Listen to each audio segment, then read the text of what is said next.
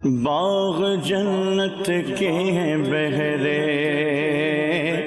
مدح خانے اہل بیت، تم کو مژدہ نار کا اے دشمنان اہل بیت۔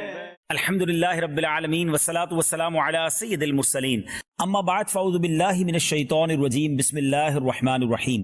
الصلاة والسلام علیک یا رسول اللہ وعلی آلک واصحابک یا حبیب اللہ، الصلاة والسلام علیک یا نبی اللہ وعلی آلک واصحابک یا نور اللہ۔ میٹھے میٹھے اسلامی بھائیوں اور مدنی چینل کے ناظرین، الحمدللہ عز و جل آج ایک ایسا سلسلہ لے کر آئے ہیں جس میں ہم سب کی معلومات میں بھی اضافہ ہونا ہے، اہل بیت کی محبت میں بھی اضافہ ہونا ہے۔ ہم نے بہت کچھ سیکھنا بھی ہے اور اس سے سبق بھی لینا ہے۔ یہ دو پروگرامز ہوں گے اور دو قسطوں پر مشتمل ہوں گے، جس کا نام ہے کربلا سے پہلے اور کربلا کے بعد۔ پہلے پروگرام میں ہم کربلا سے پہلے کے واقعات، کربلا کے دن کیا ہوا اس وقت تک جانیں گے، اور اگلے پروگرام میں کربلا کے بعد کیا ہوا۔ کربلا سے پہلے اہل بیت اطہار اور سبحان اللہ اہل بیت اطہار کے دو چمکتے ہوئے ستارے حسنین کریمین کے بارے میں جانیں گے۔ کربلا کا واقعہ کیوں ہوا، اس کے ریزنز کیا تھے، اور پھر وہاں جانے کے بعد جو معاملات ہوئے وہ کچھ آج ڈسکس کریں گے۔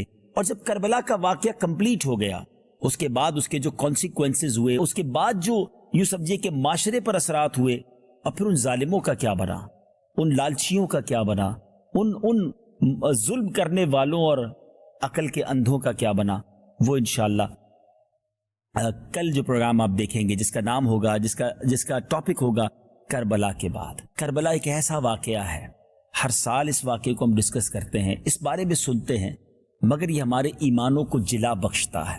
ہمیں بہت کچھ سیکھنے کو ملتا ہے کہ اس قدر عظیم مرتبے والے، اتنے بڑے مقام رکھنے والوں نے کیسا کامیاب صبر کا مظاہرہ کیا، کتنے بڑے امتحان سے وہ گزارے گئے۔ اور یہ رہتی دنیا کے لیے ایک میسج ہے کہ اللہ والوں کو آزمایا جاتا ہے، نیک بندوں پر بھی تکالیف آتی ہے، تو ہمیں تکالیف سے گھبرانا نہیں چاہیے، امتحانوں سے منہ موڑنا نہیں چاہیے، اور قربانی دینے سے دریغ نہیں کرنا چاہیے۔ وہ لوگ جو نبی پاک کی آنکھوں کا تارا تھے، وہ لوگ جو پیارے آقا کی آنکھوں کی ٹھنڈک دے، جن کا مقام کتنا بڑا ہے۔ آج سنیں گے ہم کہ امام حسن اور امام حسین، حسنین کریمین، سبحان اللہ، یہ کس قدر نبی پاک جن کو چاہتے، پیارے آقا ان سے کتنی محبت فرماتے، صحابہ کرام ان سے کتنی محبت فرماتے، ان کے بارے میں احادیث، سبحان اللہ، ایسی احادیث ہیں کہ آج بھی پڑھیں تو ایمان تازہ ہو جاتا ہے۔ لیکن اس کے باوجود امام حسن بھی شہید ہوئے، امام حسین بھی شہید ہوئے، اور یہ شہادت کے پیچھے ہم سب کے لیے میسج کیا ہے، انشاءاللہ آج ہم نے وہ سننا ہے۔ سب سے پہلے ہم امام حسن، امام حسین کے کچھ فضائل سنتے ہیں۔ سب سے پہلے ریئلائز ہو کہ جن کی بات ہونے جا رہی ہے ان کا سٹیٹس کیا تھا، ان کا مقام کیا تھا، ان کا مرتبہ کیا تھا، اور پھر یہ سمجھنا آسان ہوگا کہ اتنے بڑے مرتبے والوں کو اتنی بڑی آزمائش، اور پھر ان کی زبان پر صبر ہے، شکر ہے، اللہ کے فیصلوں پر یقین ہے۔ سبحان اللہ، سبحان اللہ۔ یہ بہت سارے شکوے کرنے والے، شکایات کرنے والے، گھبرا جانے والے، مصیبتوں سے ڈر جانے والوں کے لیے اللہ نے چاہا بڑا زبردست یہ پروگرام ثابت ہوگا۔ اگر آپ غور سے دیکھیں گے تو اپنی مشکلیں، اپنی پریشانیاں، اپنے دکھ تو بہت تھوڑے لگیں گے۔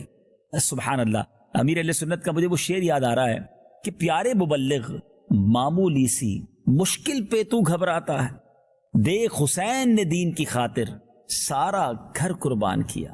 تو انہوں نے تو سارا گھر قربان کر دیا، اور ہم چھوٹی چھوٹی پرابلمز پر کمپلین کرتے ہیں، شکوے کرتے ہیں، شکایات کرتے ہیں۔ ایسا نہیں ہونا چاہیے۔ ایک طرف تو اپنے آپ کو اہل بیت کا غلام کہتے ہیں، پنجتن کا غلام کہتے ہیں، امام حسین کا چاہنے والا کہتے ہیں، ہمارے گھر میں نیاز بھی بنتی ہے، ان کے لیے فاتحہ بھی ہوتی ہے اور ہونی چاہیے، لیکن صرف نیاز کرنا، صرف فاتحہ دے دینا ہی حسینیت نہیں ہے نا، صرف اہل بیت سے محبت اسی چیز کا نام نہیں ہے، ان کے نقش قدم پر چلنا۔ بہت کچھ آج انشاءاللہ اللہ نے چاہا آپ سنیں گے۔ سب سے پہلے فضائل حسنین کریمین سنتے، اور سبحان اللہ یہ تو گھرانہ ہی کمال کا ہے، کیا گھرانہ میرے حضور کا ہے، سبحان اللہ۔ سیدی اعلیٰ حضرت سے پوچھئے نا اس گھرانے کے بارے میں کیا کمال کی بات کہتے ہیں، فرماتے ہیں کیا بات رضا اس چمنستان کرم کی، کیا بات رضا اس چمنستان کرم کی، زہرا ہے کلی جس میں حسین اور حسن پھول۔ کیا بات رضا اس چمن ستان کرم کی، کیا بات رضا اس چمن ستان کرم کی،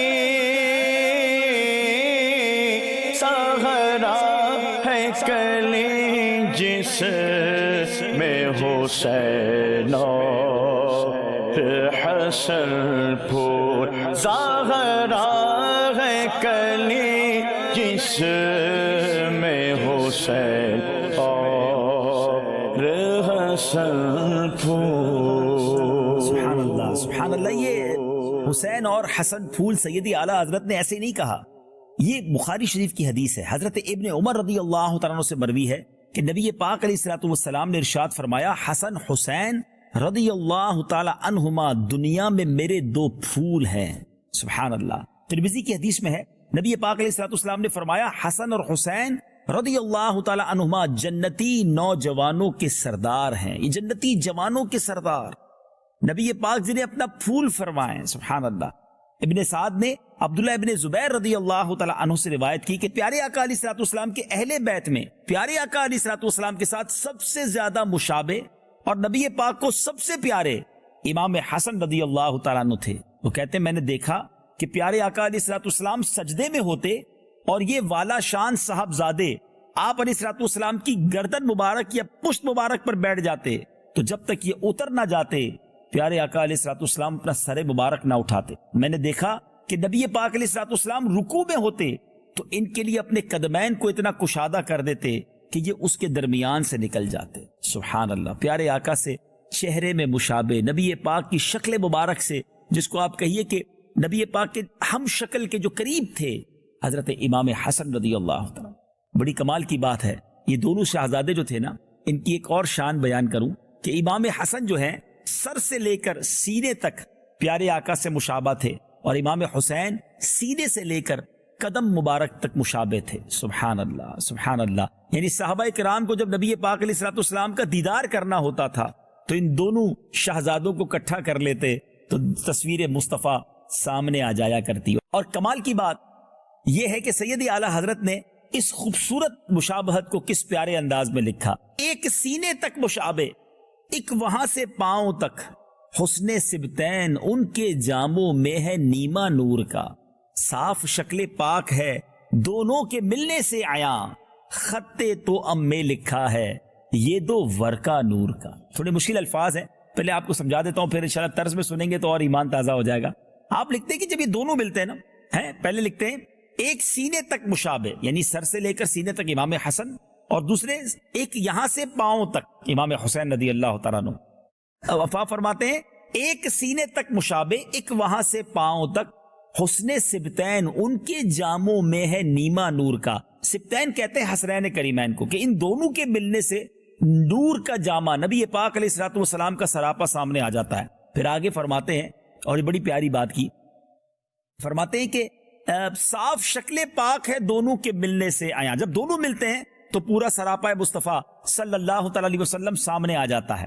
لیکن کیا شاندار مثال دی ہے، فرماتے خطے تو ام میں لکھا ہے۔ خطے تو ام یہ کیا ہے؟ یہ ایسی ٹرمینالوجی ہے، ایک ایسی اصطلاح ہے جو جنگ کے دنوں میں فوجی اس طرح کے خط بھیجا کرتے تھے کہ پہلے کے زمانے میں ظاہر ہے یہ ٹیلی گرام اور فیکس اور واٹس ایپ وغیرہ تو نہیں تھا، کسی قاصد کے ذریعے خط بھیجا جاتا، تو پہلے آدھا خط بھیجا جاتا تاکہ اگر راستے میں کوئی پکڑ لے اور وہ خط چھین لے تو پتہ نہ چلے کہ پلان کیا ہے، پوری اسٹریٹجی سامنے ڈکلیئر نہ ہو جائے، تو وہ آدھا خط بھیجتے، جب وہ آدھا مل جاتا پھر آدھا بھیجتے، تو جب دونوں کو ملایا جاتا تو بات پوری سمجھ آتی تھی۔ اللہ اکبر۔ آپ لکھتے ہیں کہ جب دونوں کو ملاتے ہیں نا، سبحان اللہ، صاف شکل پاک ہے دونوں کے ملنے سے عیاں، خطے تو ام میں لکھا ہے یہ دو ورقہ نور کا، یہ دونوں ورق نور کے ہیں، جب ملتے ہیں تو نبی پاک کا سراپا سامنے آ جاتا ہے۔ سبحان اللہ۔ ایسی مبارک ہستیاں ہیں حسنین کریمین، اللہ ان کے صدقے ہماری مغفرت فرمائے۔ اب ذرا اشعار کو طرز میں سنیے تو ایمان تازہ ہو جائے گا۔ ایک سینے تک مشابہ ایک وہاں سے پاؤں تک، ایک سینے تک مشابہ، ایک وہاں سے پاؤں تک حسن سبتین ان کے جاموں میں ہے نیبانو رکا، حسن سبتین ان کے جاموں میں ہے نیبانو رکا، صاف شکل پاک ہے دونوں کے ملنے سے، صاف شکل پاک ہے دونوں کے ملنے سے، خط تو میں لکھا ہے یہ دو ورقہ نور کا، خط تو میں لکھا ہے یہ دو ورقہ نور کا۔ سبحان اللہ۔ امام حسن رضی اللہ تعالیٰ عنہ کی بات ہو رہی تھی تو آپ کے کمالات اتنے ہیں ناظرین، ایک سلسلہ اور اتنی بزرگ ہستیوں کی بات تو سمجھ لیں بس برکت ہی ملنی ہے انشاءاللہ۔ برکت تو خیر تھوڑے ذکر میں بھی مل جاتی ہے، لیکن بہت بڑے نام ہیں، ان کے ذکر خیر کے لیے تو ہم کئی دن تک بولتے رہیں تو الفاظ ختم ہو جائیں گے۔ امام حسن کی شان میں ایک اور بات بتاؤں کہ امام حسن نے 25 بار حج پیدل کیے، پیدل حج کو آئے مدینہ منورہ سے مکہ کے لیے، اور آپ کی تواضع اور اخلاص اور ادب کا یہ حال ہوتا کہ آپ پیدل حج کو بھی آتے، رکعت بھی طاری ہوتی اور غریبوں کے ساتھ بھی بیٹھ جایا کرتے، غریبوں کے ساتھ ان کی دعوت کیا کرتے۔ سبحان اللہ۔ آپ کا کلام اتنا شیریں تھا کہ جب آپ گفتگو فرماتے تھے تو لوگ کہتے کہ یہ بولتے رہیں، یہی کلام کرتے رہیں، ان کا کلام ختم نہ ہو۔ اتنا بڑا مقام ہے مگر سافٹ سپوکن تھے، بہت کمال کا کلام کرتے، نرمی تھی، شفقت تھی، مہربانی تھی، سخاوت تھی۔ اور سخاوت کا عالم تو یہ تھا کہ 2 بار اپنا کل مال اور 3 مرتبہ نصف مال 50% مال اللہ کی راہ میں آپ نے خرچ کیا۔ اللہ اکبر۔ یہ سخاوت، جبھی تو ہم نے کہا یہ گھرانہ میرے حضور کا ہے، یہ چمنستان کرم کے چمکتے ہوئے پھول تھے، نبی پاک کی تربیت کا شاہکار تھے۔ اب بات کرتے ہیں امام علی مقام امام حسین رضی اللہ تعالیٰ عنہ۔ سبحان اللہ سبحان اللہ۔ آپ کی ولادت 5 شعبان کو سن 4 ہجری میں مدینہ منورہ میں ہوئی۔ نبی پاک علیہ السلام نے آپ کا نام حسین اور شبیر رکھا۔ یاد رہے کہ شبر اور شبیر ان کے معنی ہی حسن اور حسین بنتے ہیں، اور یہ وہ کمال کے نام ہیں۔ یہ سریانی زبان میں شبر اور شبیر کہتے ہیں، عربی میں اس کو حسن اور حسین کہتے ہیں۔ اور یہ نام بڑی کمال کی بات بتانے جا رہا ہوں کہ اس سے پہلے یعنی ان دونوں کو رکھنے سے پہلے دنیا میں کسی کے نام نہیں رکھے گئے تھے، یہ جنت سے نام آئے ہیں۔ سبحان اللہ۔ جبریل امین نبی پاک کی بارگاہ میں یہ نام لے کر آئے۔ آپ کی کنیت ابو عبداللہ، لقب سبت رسول اور ریحانۃ الرسول، اور آپ کے برادر معظم کو کی طرح آپ کو بھی جنتی جوانوں کا سردار کہا گیا۔ سبحان اللہ۔ نبی پاک نے کیا خوب دونوں شہزادوں سے محبت کا اظہار کرتے ہوئے فرمایا، جس نے ان دونوں سے محبت کی اس نے مجھ سے محبت کی، اور جس نے ان سے عداوت کی یعنی ان سے دشمنی کی اس نے مجھ سے دشمنی کی۔ اللہ اکبر۔ کیوں نہ ساری دنیا کے عاشقان رسول اہل بیت سے محبت کا اظہار کریں، اور ان سے تو ہمیں بے حد پیار ہے۔ جو آقا کی آنکھوں کے تارے ہیں وہ ہمارے سر کے تاج ہیں۔ سبحان اللہ۔ وہ شاعر کہتے ہیں نا کہ میں تو پنجتن کا غلام ہوں، مجھے عشق ہے تو حسین سے۔ میں تو پنجتن کا غلام ہوں، میں تو پنجتن کا غلام ہوں، میں مرید الانام ہوں، میں مرید خیر الانام ہوں، میں تو پنجتن کا غلام ہوں، میں تو پنجتن کا غلام ہوں، مجھے عشق ہے تو خدا سے ہے،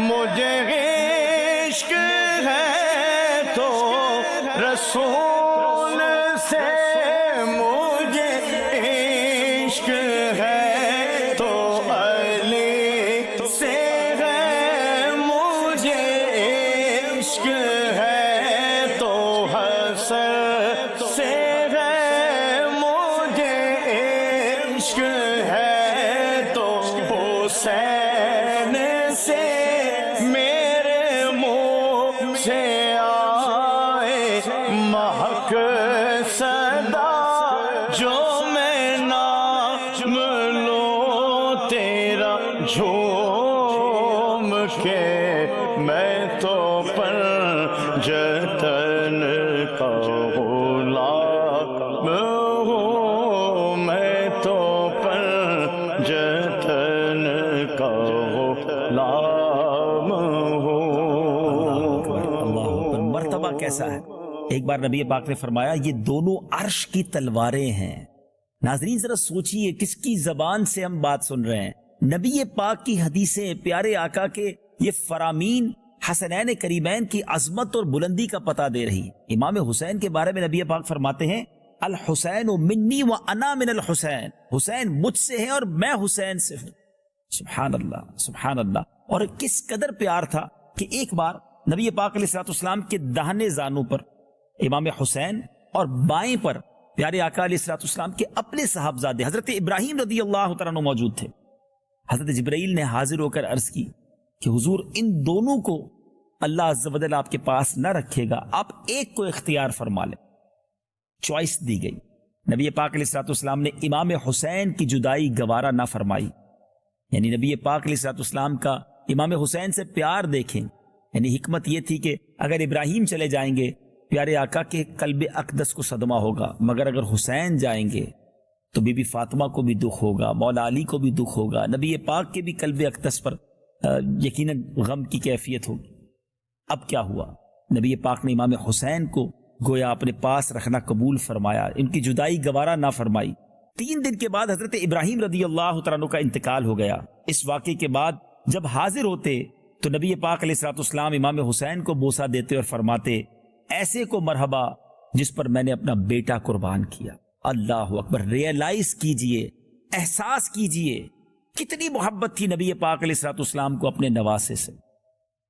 یہ تمام باتیں کرنے کا مقصد یہ ہے کہ اتنی کلوز اٹیچمنٹ، اتنا پیار، اتنا بڑا مرتبہ، مگر اس کے بعد اللہ کی رضا پر یہ خاندان راضی کیسا تھا؟ کیا میرے آقا علیہ الصلوۃ والسلام مولا علی اور بی بی فاطمہ کو یہ معلوم تھا کہ امام حسین نے بڑے ہو کر کربلا کے میدان میں شہید ہونا ہے؟ جی ہاں، یہ سب کو معلوم تھا۔ کمال کی بات تو یہ ہے کہ بچپن ہی سے معلوم تھا کہ امام حسین کو کربلا کے میدان میں بے دردی کے ساتھ شہید کیا جائے گا۔ اور یہ میں ایسے ہی نہیں کہہ رہا، آئیے میں آپ کو چند روایتیں سناؤں تاکہ یہ عجب بات آپ کو معلوم ہو جائے کہ یہ جوانی میں ایک نارمل اچانک انسیڈنٹ نہیں ہوا تھا، یہ اچانک کوئی واقعہ نہیں ہوا، یہ کوئی حادثاتی واقعہ نہیں ہے۔ پریپیئر تھے، تیار تھے، آگاہ تھے کہ یہ ہونے والا ہے۔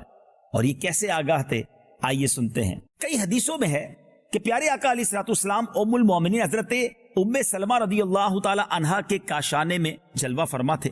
ایک فرشتہ جو پہلے کبھی حاضر نہ ہوا تھا اللہ تعالیٰ سے حاضری کی اجازت لے کر نبی پاک کی بارگاہ میں حاضر ہوا، اور پیارے آقا علیہ الصلوۃ والسلام نے ام المومنین سے ارشاد فرمایا کہ دروازے کی نگہبانی رکھو، کوئی آنے نہ پائے۔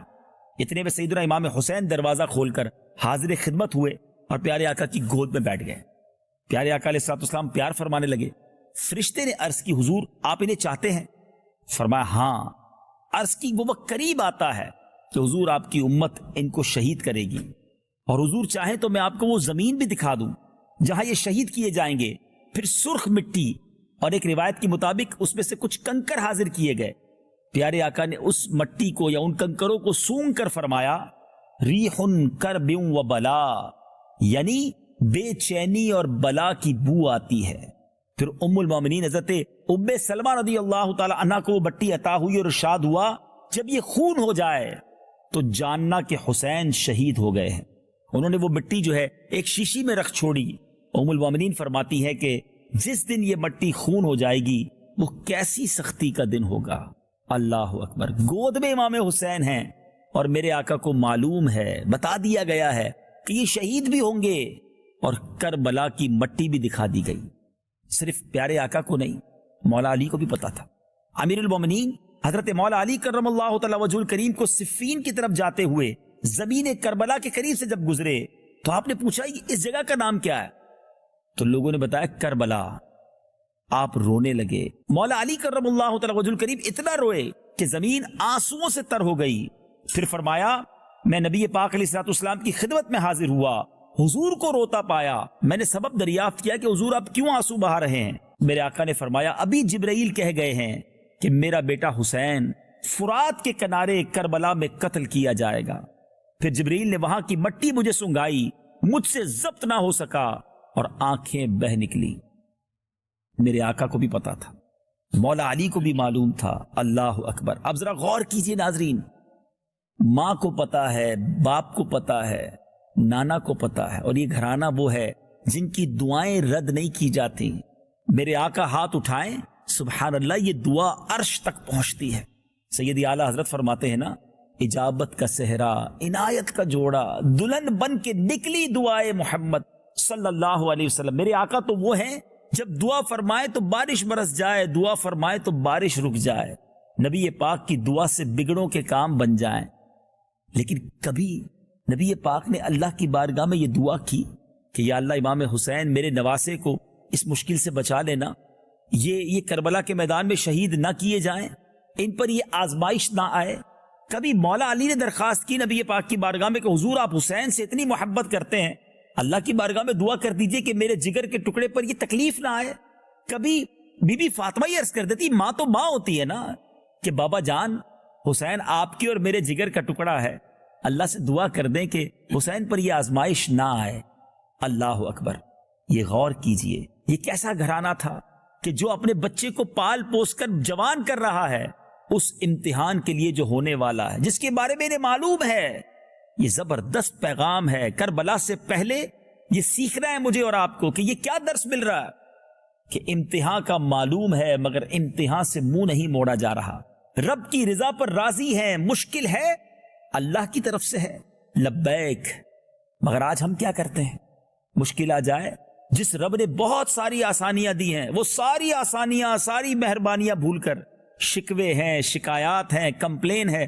آج کسی سے طبیعت پوچھ لو تو پھر بعد میں احساس ہوتا ہے نہیں پوچھتے تو اچھا تھا. اس کے بعد جو اس کے شکوے شروع ہوتے ہیں، نہیں جناب بڑا حالت خراب ہے، طبیعت بھی خراب ہے، کاروبار بھی ٹھیک نہیں ہے، گھر میں بھی بڑی ٹینشن ہے، پریشانیاں ہی پریشانیاں ہیں. بندہ سوچے کہ اس کو اللہ نے کوئی نعمت نہیں دی جو صرف شکوے کر رہا. ایسا نہ کرے. ہر حال میں ناظرین اللہ کا شکر ادا کرے، اور شکر ادا کرنے والوں کو رب اور عطا فرماتا ہے. زباں پر شکوے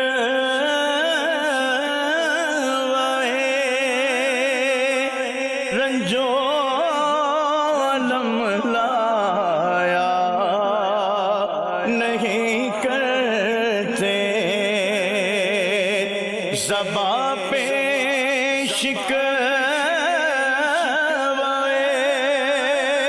رنجو علم لایا نہیں کرتے.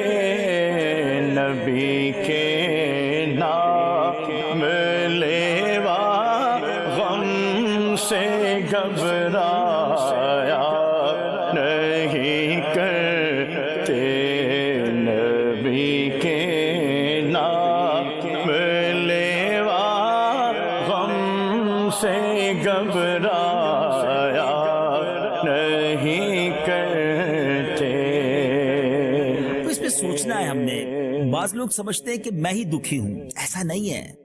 کون ہے زمانے میں، پوری دنیا میں کون ہے جو کہے کہ مجھے کوئی غم نہیں ہے؟ سب کے ساتھ کچھ نہ کچھ مسائل ہوتے ہیں. زندگی کی گاڑی مشکلات اور پریشانیوں کے پہیوں پر ہی چلتی ہے. تو یہ تو لائف کا حصہ ہے. اگر آپ کے ساتھ کوئی مشکل آ رہی ہے، پریشانی آ رہی تو صبر کیجئے نا. قرآن میں رب کیا فرماتا ہے؟ ان اللہ مع الصابرین، اللہ صابروں کے ساتھ ہے. کربلا والوں سے محبت کا اظہار بھی ہے، اہل بیت کی غلامی کا دعویٰ بھی ہے، اور صبر نام کی کوئی چیز ہی نہیں ہے. اللہ کی طرف سے آزمائش آئے تو شکوے ہیں، شکایات ہیں. یہ کیسی غلامی ہے اہل بیت کی؟ انہوں نے تو اتنی بڑی مشکل کو کس طرح فیس کیا اور کس طرح پریپیئر ہوئے، تیار ہوئے. اللہ اکبر. حالانکہ قرآن میں بہت پہلے قرآن مجید میں یہ اعلان موجود ہے، وَلَنَبْلُوَنَّكُمْ بِشَيْءٍ مِّنَ الْخَوْفِ وَالْجُوعِ وَنَقْصٍ مِّنَ الْأَمْوَالِ وَالْأَنفُسِ وَالثَّمَرَاتِ. یعنی قرآن کہہ رہا ہے من قریب تمہیں آزمائیں گے. کن چیزوں سے؟ بھوک سے، مالوں کی کمی سے، پھلوں کی کمی سے، جانوں میں پرابلم آئے گی، بیماریاں آئیں گی. یہ آنا ہے، زندگی کا حصہ ہے. کبھی کے دن بڑے ہوتے ہیں ناظرین، کبھی کی راتیں بڑی ہوتی ہیں، کبھی سکھ کے دن ہوتے ہیں، کبھی آزمائش بھی آ جاتی ہے. مگر جو اللہ کے نیک بندے ہوتے ہیں وہ ہر حال میں اللہ کا شکر ادا کرتے ہیں، صبر کرتے ہیں. پھر آگے کیا قرآن فرماتا ہے؟ وَبَشِّرِ الصَّابِرِينَ. جو صبر کرنے والے ہیں ان کے لیے خوشخبری ہے. وہ کون لوگ ہیں جب ان پر مصیبت آتی ہے؟ الذین اذا اصابتهم مصیبہ قالوا انا للہ وانا الیہ راجعون. جب ان پر مصیبت آتی ہے تو وہ کہتے ہیں ہم اللہ ہی کا مال ہے، اللہ ہی کی طرف لوٹ جانا ہے. اللہ کرے کہ ہم قرآن کے اس میسج کو سمجھیں. زندگی بغیر مشکل کے نہیں گزرے گی. پریپیئر ہو جائیں، تیار ہو جائیں. آج اگر آپ بالکل صحت مند ہیں، ساری زندگی کوئی صحت مند نہیں رہتا. کبھی کبھی بیماری آ جاتی ہے، کوئی بات نہیں. کبھی کاروبار بڑا اچھا جا رہا ہے، کبھی ڈاؤن فال آ جاتا ہے، کبھی گھر میں پرابلم ہو جاتی ہے، کبھی جان میں پرابلم ہو جاتی ہے. تو کوئی بات نہیں، یہ زندگی کا حصہ ہے. اور یہی بعض اوقات ہمارا ایگزام لیا جاتا ہے کہ بندہ صبر کر رہا ہے یا ناشکری کر رہا ہے، بے صبری کر رہا ہے، شکوے کر رہا ہے. یہی تو امتحان ہے. جو اس میں کامیاب ہوتا ہے پھر اس کے درجے بلند ہوتے ہیں، پھر اللہ اسے اور عطا فرماتا ہے. سبحان اللہ. یہ امام حسین کی سیرت، کربلا والوں کا انداز، یہ زبردست میسج ساری امت کو دیتا ہے کہ صبر کیجئے، آزمائش کے لیے تیار رہیے. اور پھر سبحان اللہ انہوں نے جو قربانی دی ہے، میں اور آپ تو ان کے قدموں کی دھول کے برابر نہیں ہے نا. اتنا بڑا مرتبہ، یعنی نبی پاک جن کو اپنے کاندھوں پر سواری کروائیں. سبحان اللہ. امام حسین کی سیرت کا ایک اور پہلو بتاؤں.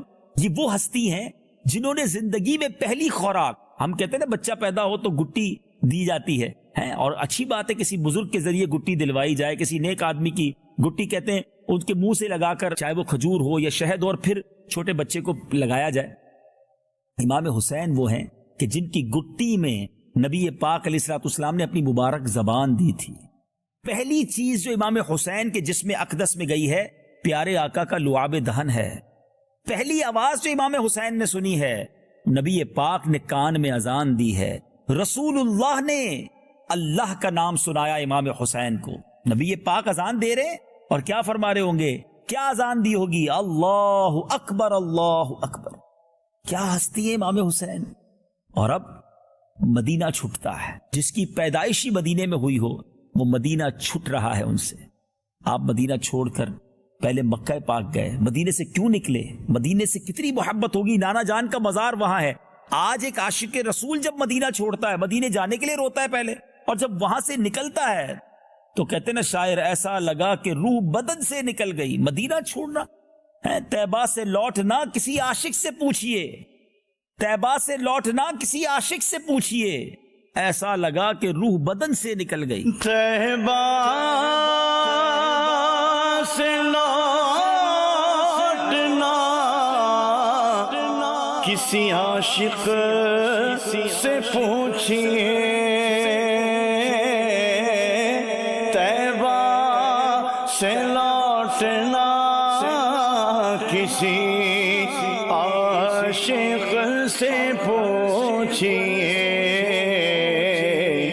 ایسا لگے کہ روح بدن سے نکل گئی،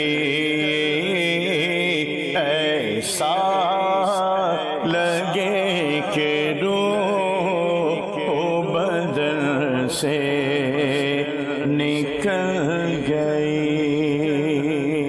ناظرین، 55 साल की उम्र है, 55 years से कुछ महीने ज्यादा इमाम हुसैन मदीना छोड़ रहे हैं। आहो फुगा है, नाना जान के दरबार में इल्तिजाएं हैं कि हुजूर ये कैफियत हो गई है। मदीने शरीफ में यजीदियों का ऐसा जोर था कि इमाम हुसैन ने बेहतर जाना कि अपने अहले खाना के साथ मक्के आ जाएं। अब कूफा की तरफ से इमाम हुसैन को अर्जियां पेश की जा रही है, लेटर लिखे जा रहे हैं कि हुजूर यहां भी यजीद और उनके टोले का एक जुल्म और जफा का बाजार गर्म है और हम उसकी बैत नहीं करना चाहते, हम आपकी बैत करना चाहते हैं। आप हमारे पास आ जाएं और हम आपके हाथ पर बैत करना चाहते हैं, आप आकर हमारी रहनुमाई कीजिए। अब मक्का पाक आ गए, रगों में मौला अली का खून था, शेर खुदा का खून था, बहादुर नस्ल थी।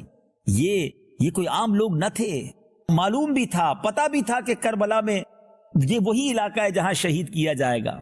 सहाबा किराम ने बहुत रोका इमाम हुसैन को कि कूफा वालों की बेवफाई बड़ी मशहूर है, आप वहां ना जाएं, वहां आपके साथ जुल्म किया जाएगा। मगर इमाम हुसैन, सुभान अल्लाह, आपका ये जहन था दीन मतीन फैलाने का कि कल बरोज़े क़यामत अगर कूफा के लोग अल्लाह की बारगाह में खड़े हो गए कि हम तो इमाम को लेटर लिखकर, खतूत लिखकर बुलाते रहे, मगर इमाम आते तो हम उनके हाथ पर बेअत कर लेते।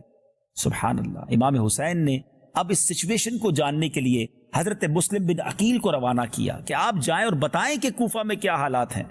हजरत मुस्लिम बिन अकील कूफा पहुंचे और वहां लोग जौक दर जौक बड़ी तादाद में आपके हाथ पर बैत करने लगे। आपने देखा मामला बड़ा जबरदस्त है और एवरीबडी इज रेडी। यहां तो लोग इमाम हुसैन के नगमे गुनगुना रहे हैं और उनकी बैत करने के लिए बेताब हैं। तो हजरत मुस्लिम बिन अकील ने इमाम हुसैन को खत लिख दिया कि हुजूर आप आ जाएं। अब पहले के जमाने में ये फोन और फैक्स और SMS तो थे नहीं कि मिनटों में जवाब, सवाल जाए और मिनटों में जवाब आ जाए। खत बाकायदा भेजा जाता था। इधर जो खत लिखा गया, खत लेकर कासिद जो है वो मदीने की तरफ, मक्के की तरफ रवाना होता है और पीछे हजरत मुस्लिम बिन अकील के ऊपर जुल्म व सितम की आंधियां बहाई जाती है। इब्ने ज़ियाद की तरफ से यजीद के ऑर्डर पर बताया जाता है कि बड़ा जबरदस्त जुल्म हुआ और हजरत मुस्लिम बिन अकील को इस तरह कैद किया गया कि वो सारे लोग जो आपके आगे पीछे घूम रहे थे और आपके हाथ पर बैत कर चुके थे। एक मौके पर तो ऐसा भी हुआ नाजरीन कि हजरत मुस्लिम बिन अकील ने सैकड़ों लोगों की नमाज शुरू की और जब आखिर में सलाम फेरा तो पीछे एक भी मुक्तदी नहीं था। कूफा की जामा मस्जिद में एक इमाम है मगर पीछे सारी सफ़े गायब है। कूफा वालों ने ऐसी बेवफाई की कि आप तन्हा रह गए, आपको भी शहीद कर दिया गया, आपके बच्चों को भी शहीद कर दिया गया। हजरत मुस्लिम बिन अकील की आखिरी वक्त में यही फिक्र थी, अपनी फिक्र ना थी, आपको ये फिक्र थी कि मैं इमाम हुसैन को खत लिख चुका हूं, मेरे साथ ये हाल कर रहे हैं तो इमाम आली मकाम के साथ क्या करेंगे। मगर आप इसी हसरत में दुनिया से चले गए। अब नाजरीन 2 ज़ुल्हिज्जा, आप जरा सोचिए कि ज़ुल्हिज्जा की 2 तारीख या 3 तारीख या पहला अशरा ये वो होता है कि पूरी दुनिया से लोग हज करने आते हैं। मगर इमाम हुसैन इन दिनों में मक्का छोड़कर कूफा के लिए रवाना होते हैं। सहाबा किराम ने बहुत अर्ज की कि हुजूर आप ना जाइए, आप कूफा वालों के पास ना जाइए, वो बेवफा हैं और वहां आपका तलवारों से इस्तकबाल होगा। मगर वो कहते हैं ना कि होता वही है जो मंजूर खुदा होता है। चूंकि ये वाकया होना था, इमाम हुसैन कूफा वालों की हमदर्दी में अपने वतन से निकले और याद रहे ये लड़ाई के लिए नहीं गए थे। 82 लोगों में बच्चे भी थे, औरतें भी थी, एक गोया फैमिली काफिला था कि वहां मोहब्बत से बुलाया जा रहा है, वहां जाएंगे और उन्हें नेकी की दावत देंगे और इमाम हुसैन के हाथ पर कूफा वाले बैत कर लेंगे। अच्छा, एक और अजीब बात कि दौरान ट्रैवल मक्के से निकले हैं, रास्ते में यह भी पता चल गया कि हजरत मुस्लिम बिन अकील को शहीद कर दिया गया है। कूफा वालों ने बेवफाई कर दी है। अब काफिले में 2 राय हो गई। कुछ लोग कहने लगे कि अब जाने का फायदा नहीं है, मगर इमाम हुसैन का कहना था कि अब रख्ते सफर बांध लिया है तो आगे ही चलेंगे। करबला का वाकया बहुत तवील है नाजरीन, ये एक प्रोग्राम में हम बयान नहीं कर सकते और इसके बहुत सारी तफासील हैं और आप उम्मीद है मदनी चैनल पर सुनेंगे। निगरान शूरा 9-10 मुहर्रम को जब ये वाकया बयान करेंगे उस वक्त भी आप सुनेंगे। लेकिन मैं चाहता यह हूं कि करबला से पहले के जो वाकयात हैं और करबला के दिन के वाकयात से हमें सबक क्या लेना है, हम उन चीजों को कवर करने की कोशिश कर रहे हैं। अब वहां जब पहुंचते हैं तो हुर 1000 की फौज लेकर आपको इंटरसेप्ट करने के लिए, आपको रोकने के लिए आता है और उस वक्त वो यजीद की फौज में होते हैं। मगर इमाम हुसैन से भी मोहब्बत है, इमाम हुसैन से अकीदत भी है। जब वहां नमाज का वक्त होता था तो इमाम हुसैन ही इमामत करते थे और हुर और उसके साथी इमाम हुसैन के पीछे नमाज पढ़ते थे। मगर जब इब्ने ज़ियाद को यह पता चला تو اب 22,000 کا لشکر بھیج دیا گیا۔ ناظرین، یہ تاریخ کی کیسی لڑائی تھی کہ 82 فیملی ممبرز ہیں جن میں بچے اور عورتیں بھی ہیں جو لڑائی کے لیے نہیں آئے ہیں، اور ان کے مقابلے کے لیے 22,000 کا لشکر۔ یعنی گویا یزیدی بھی جانتے تھے کہ یہ علی کا خون ہے، یہ شیر خدا کی اولاد ہیں، یہ چند لوگوں سے کنٹرول نہیں ہو سکیں گے۔ 22,000 کا لشکر بھیجا گیا، پانی بند کیا گیا، بھوکا پیاسا کر دیا گیا، بچوں کو تکلیف میں ڈال دیا گیا، اور پھر اسی تکلیف، اسی پیاس، اسی جس کو آپ کہیں بھوک کے عالم میں 10 محرم کا دن آ گیا۔ سن 61 ہجری ہے، اور 10 محرم کو اس آسمان نے، اس زمین نے یہ منظر کیسے دیکھا ہوگا کہ جن کو نبی پاک سونگھا کرتے تھے، جن کو اپنی زبان دیا کرتے اور نبی پاک کے لعاب کو وہ اپنی غذا بنایا کرتے تھے، ان شہزادوں کو، ان اہل بیت اطہار کو بڑی بے دردی کے ساتھ کربلا کے میدان میں شہید کر دیا گیا۔ ایک ایک کر کے نوجوانان اہل بیت شہید ہوتے گئے، مگر سب کی زبانوں پر کلمہ طیبہ تو تھا، سب کی زبانوں پر اللہ کی رضا کے نغمے تو تھے، شکوے نہیں تھے، شکایات نہیں تھی۔ سب جانتے تھے کہ آج شہید ہو رہے ہیں، اور اگلا جو ہمارا مقام ہے وہ جنت الفردوس ہے، وہاں پر ہمارے استقبال کی گویا تیاریاں ہو رہی۔ اللہ کے وعدوں پر انہیں یقین تھا۔ ایک ایک کر کے شہید ہو گئے، اور پھر امام حسین کی باری آئی، اور امام حسین نے کربلا کی دھرتی پر، کربلا کے میدان میں جو ایک تاریخی خطبہ دیا، اس کے میں چند الفاظ آپ کو سناتا ہوں۔ مگر وہ کہتے ہیں نا کہ لالچ اندھا کر دیتی ہے۔ وہاں یزیدیوں کو جو لالچ دی گئی تھی کہ اگر یہ امام حسین کو معاذ اللہ شہید کر دیں گے یا اس لشکر کو ہرا دیں گے تو انہیں فلاں ملک کی سربراہی، فلاں شہر کی گورنری اور اتنے ہیرے جواہرات دیے جائیں گے۔ مال کے لالچ میں، اقتدار کے لالچ میں کلمہ پڑھنے والا مسلمان بھی کیسا اندھا ہو سکتا ہے؟ ذرا سوچئے۔ وہ بھی نماز پڑھتے تھے، وہ بھی اذان دیتے تھے، وہ بھی اللہ کا نام لیتے تھے۔ اس سے یہ سیکھنے کو ملا کہ صرف نماز پڑھنا، صرف اللہ کا نام لینا کافی نہیں ہے۔ ایمان کی اصل کیا ہے؟ اللہ کے حبیب سے کتنی محبت ہے، اور نبی پاک کی آل اور ان سے اٹیچ چیزوں سے آپ کو کتنی محبت ہے۔ تو یہاں یہ بات ثابت ہوتی ہے کہ آج بھی اگر کوئی کلمہ پڑھتا ہے یا بعض اوقات ایک بہت بڑا لشکر اس کے ساتھ ہے تو ضروری نہیں وہ حق پر ہو۔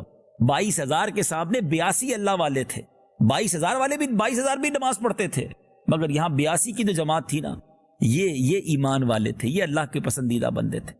اچھا، حضرت حور کا جو وہ واپس آنا تھا، سبحان اللہ، یعنی وہ ان کا ڈیسیشن کیا تھا کہ وہ یزیدیوں کے ساتھ تھے، مگر ان کا دل ایسا لرز رہا تھا کہ یہ ہم کیا کرنے جا رہے ہیں، اور سبحان اللہ وہ نعرہ لگاتے ہوئے حضرت امام حسین کے قدموں میں آئے اور پھر ان کی طرف سے لڑتے ہوئے شہید ہو گئے۔ جبھی تو شاعر کہتے ہیں کہ بعض اوقات انسان ایک ایسا ڈیسیشن لے لیتا ہے، فیصلہ کر لیتا ہے کہ مجھے جہنم کے راستے سے نکل کر جنت کے راستے پر جانا ہے۔ زندگی میں ہمارے بھی ایسے موقع آتے ہیں، دل کہہ رہا ہوتا ہے میں غلط کر رہا ہوں، دل بتا رہا ہوتا ہے کہ یہ رانگ وے ہے، مگر انسان لالچ میں آ کر، نفس و شیطان کی شرارتوں میں آ کر اپنے اس کام کو گویا بھول جاتا ہے کہ میں کیا غلطی کر رہا ہوں، اور اسی پر ڈٹا رہتا ہے۔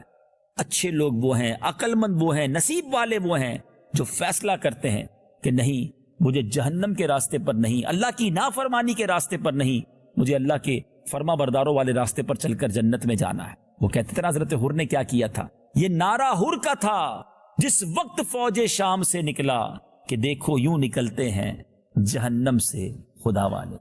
یہ نعرہ حر کا تھا جس وقت فوج شام سے نکلا، یہ نعرہ حر کا تھا جس وقت فوج شام سے نکلا، کہ دیکھو یوں نکلتے ہیں جہنم سے خدا والے، کہ دیکھو یوں نکلتے ہیں جہنم سے خدا والے۔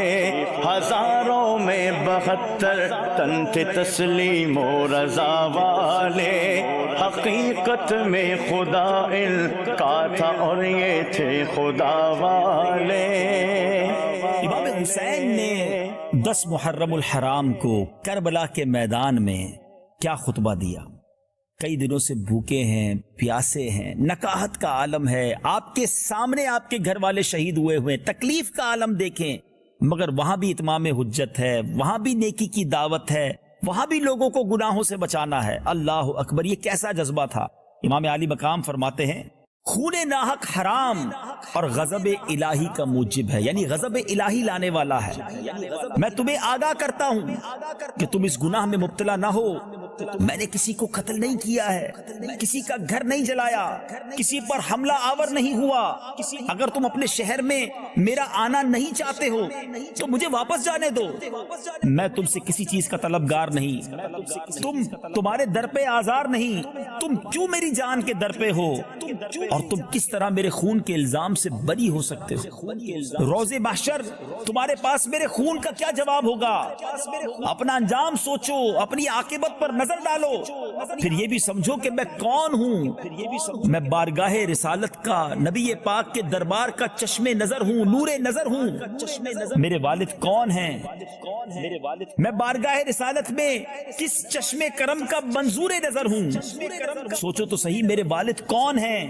میری والدہ کس کی لخت جگر ہیں؟ میں انہی بطول زہرا کا نور دیدہ ہوں جن کے پل صراط پر گزرتے وقت عرش سے ندا دی جائے گی کہ اے اہل محشر اپنی آنکھوں کو جھکا دو، اپنے سر کو جھکاؤ، کہ خاتون جنت پل صراط سے 70,000 حوروں کو رکاب سعادت میں لے کر گزرنے والی ہیں۔ میں وہی ہوں جس کی محبت کو نبی پاک علیہ الصلوۃ والسلام نے اپنی محبت فرمایا ہے۔ میرے فضائل تمہیں خوب معلوم ہیں، میرے حق میں جو احادیث وارد ہوئی ہیں تم ان سے بے خبر نہیں ہو۔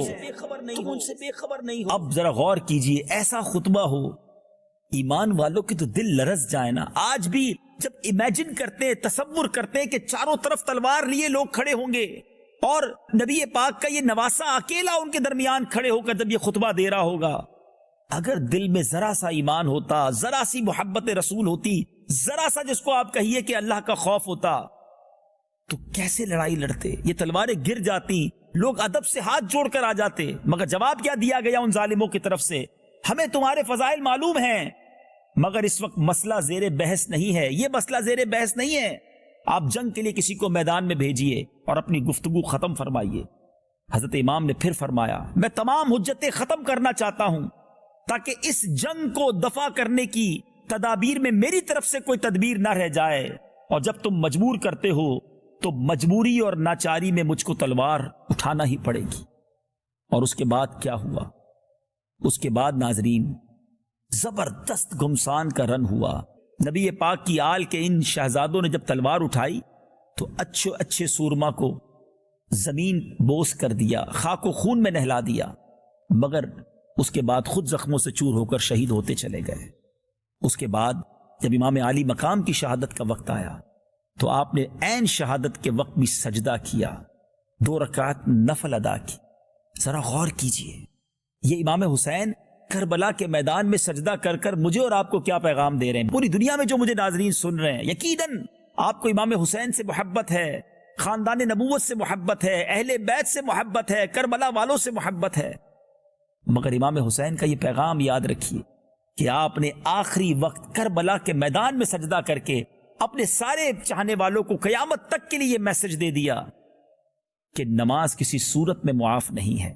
تلواروں کے سائے میں امام حسین نے سجدہ کر کے پیغام دیا کہ میں تو ایسی کیفیت میں بھی اللہ کو سجدہ کر رہا ہوں اور تم آسانی کے دنوں میں بھی نماز نہیں پڑھتے۔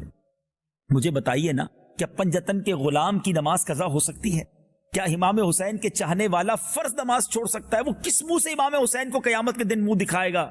جب امام حسین نے یہ پوچھ لیا کہ میں کربلا کے میدان میں سجدے میں تھا، جس وقت سر قلم کیا گیا آپ کا، اس وقت بھی آپ سجدے میں ہیں، اور اہل بیت کے چاہنے والے کی نمازیں قضا ہو جائیں۔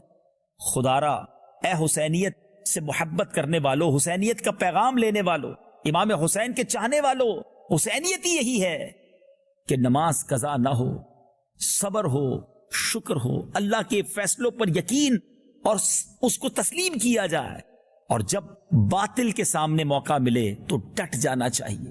کمپرومائز کرنا یہ حسینیت نہیں ہے، یہ امام حسین کا اور کربلا کا پیغام نہیں ہے۔ آج لوگ کہتے ہیں جناب کیا کریں، مارکیٹ میں جو چلتا ہے وہ کرنا پڑتا ہے، ہمارے خاندان میں یہ ریت رواج ہے، چلنا پڑے گا، بچے کی شادی ہے تو کیا کرے، خوشی میں کرنا پڑتا ہے، بچے کی خوشی کے لیے میں یہ غلط کام کر رہا ہوں۔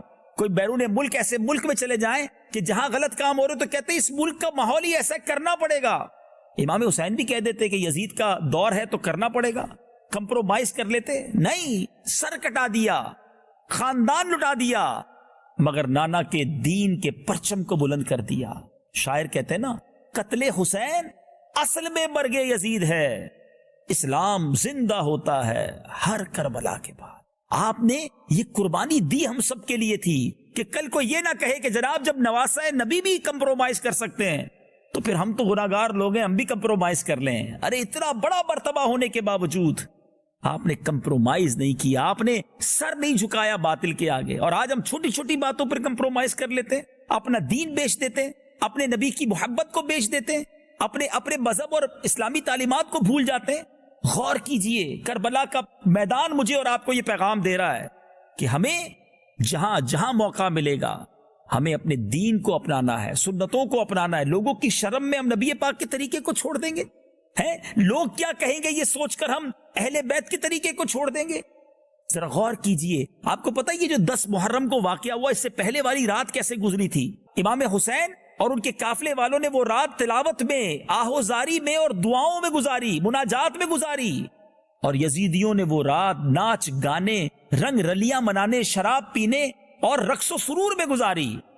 بڑا سمپل میسج ہے کربلا کے میدان کا کہ راتیں تلاوت میں گزارنے والے، راتیں دعاؤں میں گزارنے والے، عشاء پڑھ کر سونے والے، صبح اٹھ کر فجر پڑھنے والے، وہی تو امام حسین اور ان کے قافلے کے نقش قدم والے ہیں نا۔ اور راتوں کو رقص و سرور کی محفل جب مچانے والے، شرابیں پینے والے، ناچ گانے کرنے والے، بے حیائی کرنے والے، اپنے آپ سے پوچھیں کہ کیا یہ امام حسین اور ان کے قافلے کا طریقہ ہے؟ یہ تو یزیدیوں کا طریقہ ہے۔ میں کس کے طریقے پر زندگی گزاروں کہ ان کے ساتھ حشر ہو؟ بتائیے نا ناظرین، آپ کیا چاہتے ہیں؟ یقیناً ہر مسلمان یہ چاہتا ہے کہ قیامت کے دن امام حسین اور کربلا والوں کے ساتھ ہمارا حشر ہو اور ان کے پیچھے پیچھے، ان کے نانا جان کے پیچھے پیچھے ہم جنت میں جائیں۔ یزیدیوں سے تو ہمارا کبھی باپ پالا نہ پڑے، لیکن ساری زندگی جو یزیدیوں کے طریقے پر گزار رہے ہیں، وہ سوچے کہ وہ قیامت کے دن اہل بیت کو، امام حسین کو، کربلا والوں کو کیا منہ دکھائیں گے؟ تو آج یہ پیغام لیجئے، خدا را یہ پیغام لیجئے۔ محرم کا مہینہ ہے اور یہ اسلامی سال کا بھی پہلا مہینہ ہے۔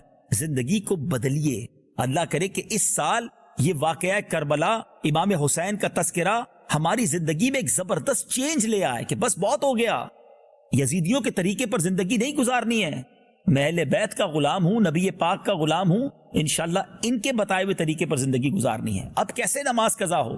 انشاءاللہ جب آپ اگلا پروگرام دیکھیں گے کربلا کے بعد، تو اس میں ہم آپ کو یہ بھی بتائیں گے کہ امام حسین کا سر انور وہ نیزے پر بھی قرآن پڑھ رہا تھا، اور پنجتن کا غلام کہلانے والے کو قرآن ہی پڑھنا نہ ہے۔ ذرا سوچئے نا، یہ کیسی غلامی ہے؟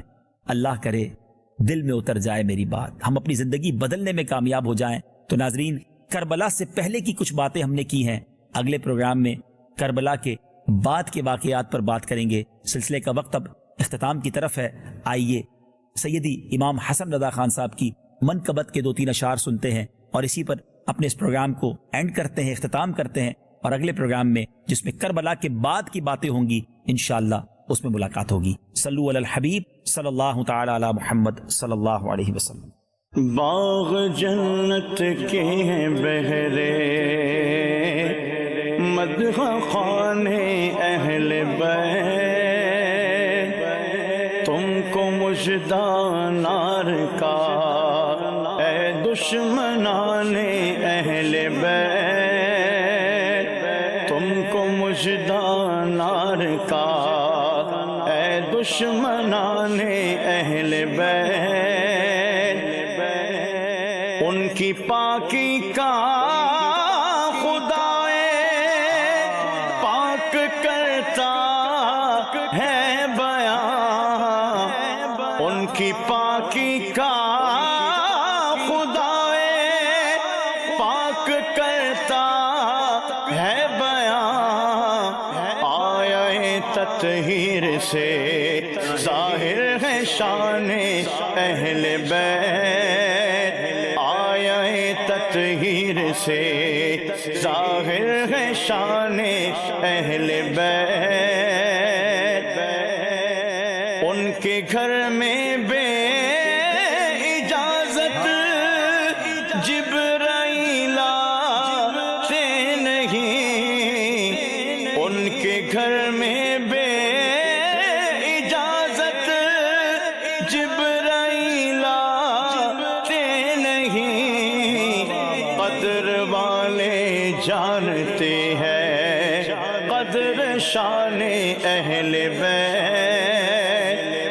بدر والے جانتے ہیں قدر و شان اہل بیت، رزم کا میدان بنا ہے جلوہ گاہ حسن و عشق، رزم کا میدان بنا ہے جلوہ گاہ حسن و عشق، کربلا میں ہو رہا ہے امتحان اہل بیت، کربلا میں ہو رہا ہے امتحان اہل بیت، گھر لٹانا جان دینا کوئی تجھ سے سیکھ جائے، گھر لٹانا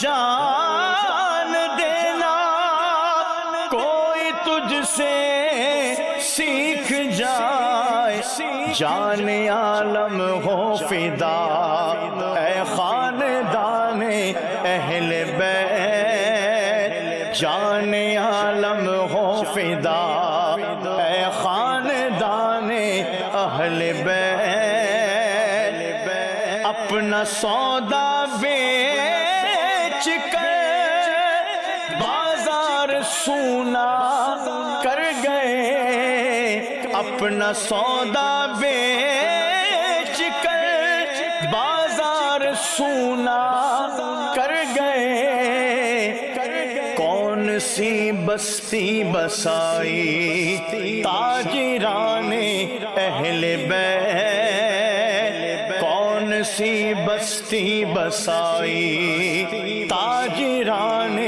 اہل بیت، تم کو مژدہ نار کا اے دشمنان اہل بیت، باغ جنت کے ہیں بہرے مدح خوان اہل بیت، تم کو مژدہ نار کا اے دشمنان اہل بیت،